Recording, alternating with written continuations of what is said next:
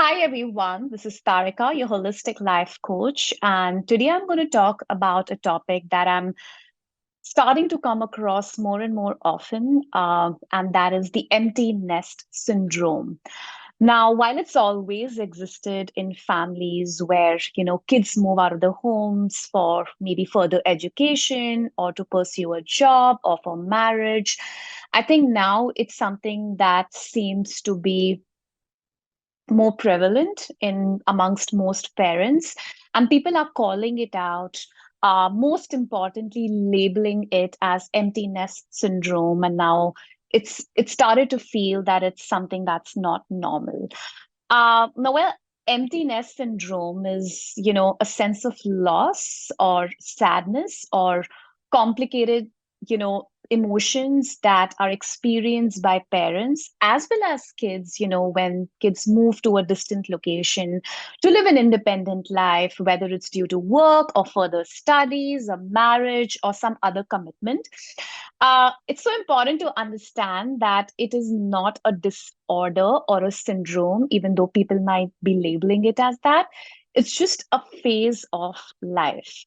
And of course, every parent, I feel that, they want kids to live an independent life, but the experience to let go can, of course, become challenging for many of them.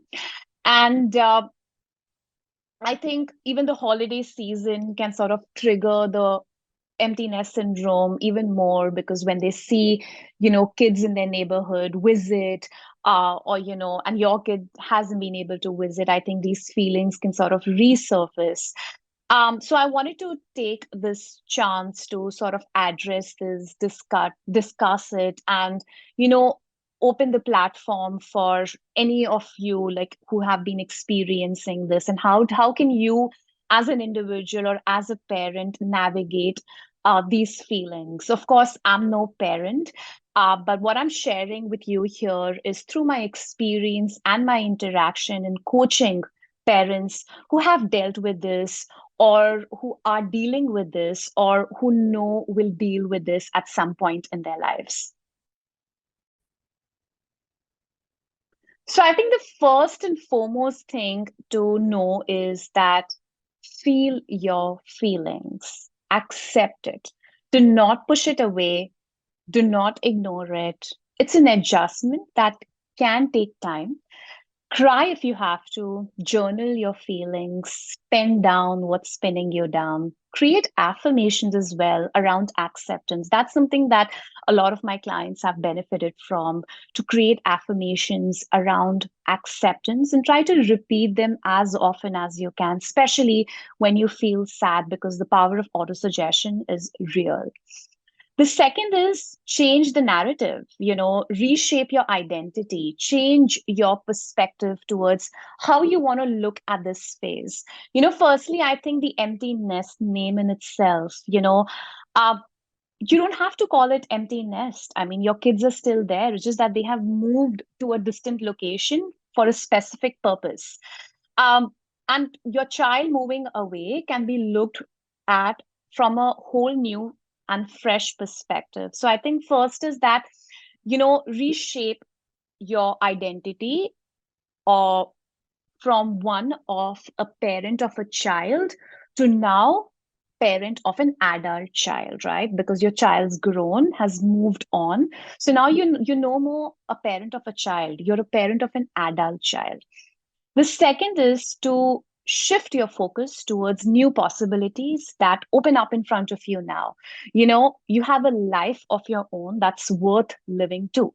So redefine your focus of interest, renew your marital relationship if that needs work, pursue your hobbies, or just, go back to who you were before you became a parent. One of my client, she started learning acoustic guitar, and it's something that she always wanted to learn but never got time to do that, because of course her time was so invested in bringing up her child. But she basically rediscovered who she was before she became someone's mom.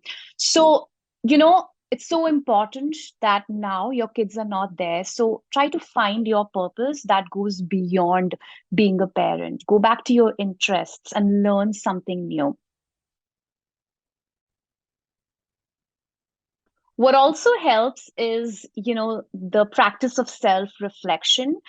So just sit down and just reflect on how you would want your next 4 to 5 decades to look like. And I think that in itself can be such an engaging activity. So, for example, you know, find out one thing that you've always wanted to do. Like that client wanted to wanted to learn guitar, and she did that.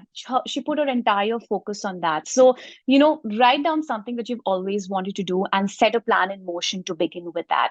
Second is, just start journaling about how would your ideal life from now onwards would look like, and anything and everything that you want can go into that. Journal it down. And the third is, carve out alone time for yourself every single day, a minimum of 30 minutes as well. So there's something that, you have to look forward to. And all of these steps can help you feel great about the transition to being an empty nester. The next is, be happy and celebrate. Take it as a success, your success as being a parent, because, if your child is moved out, it's likely because you've done a great job in raising them. You've created and raised a human being who's resourceful, talented, well balanced, and comfortable with who they are. So they are able to fly out into the world, and that is no small feat. So I think rather than focusing on what you do not have now, I think shift your focus to, celebrating your success and your kids' success as well, as you step into the new phase of your life. The next is, and this is one of the most powerful one, and that is staying in touch and communicating. Like in any relationship, communication is key, and so is in this relationship as well. Now, while you are dealing with empty nest and weeping at the silence in your home, no matter how close you are to your child, sometimes it can feel like, they are relishing their newfound independence and they do not care about, what you are going through. It can feel that way. And as a parent, it might start to feel awkward. But know that even they are discovering a very new phase of life. They're adjusting to new changes. So it's very important to sort of, step back and understand what they might be going through versus, judging them for whatever they might be doing. And also, you want to stay in touch, you want to see your child, but you don't want to be pushy, right? And there are a few things that can help you maintain this delicate balance. So the first is to just let them know that you're always there for them to talk to or to visit. So let them know that. Keep all lines of communication open to them so they know that you're available. Keep conversations light and respectful of the youngsters' adulthood. They will mess up. Let them mess up. It is okay. They will learn through their own experiences. You don't want to be controlling, or you don't want to sound controlling at least. Um, Continue and, carry on with all your family events like you earlier did, your annual trips, your holidays, your traditions. You want to still continue with them. Do not stop doing them just because your kids have moved out. And also let them see that you are getting on with your life. It'll be encouraging for them as well to see and realize that.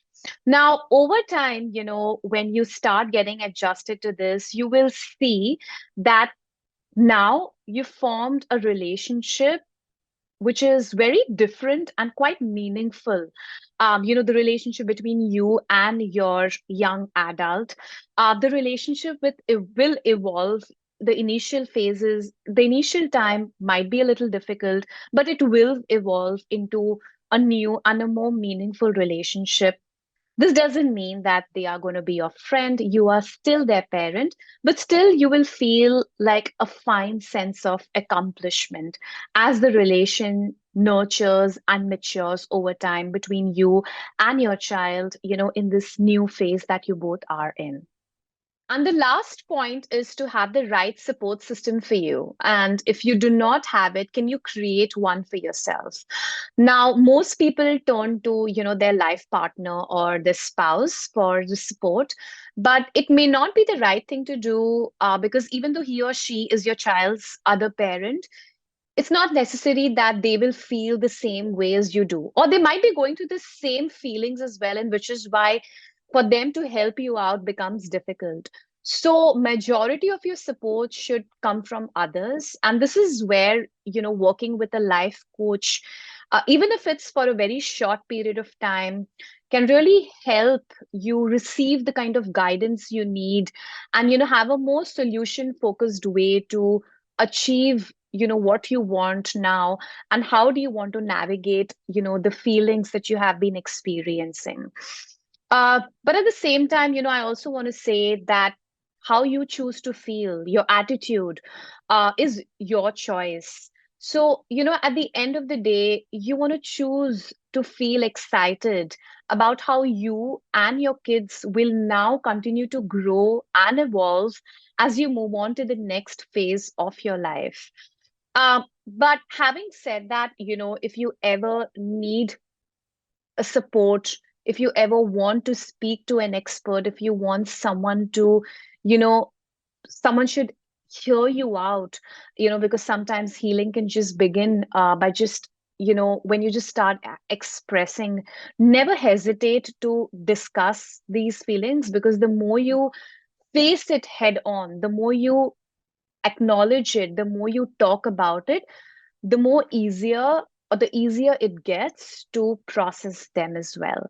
So I hope, talking about this and, really helps you look at this from a different perspective. I hope there are takeaways from this video. Thank you.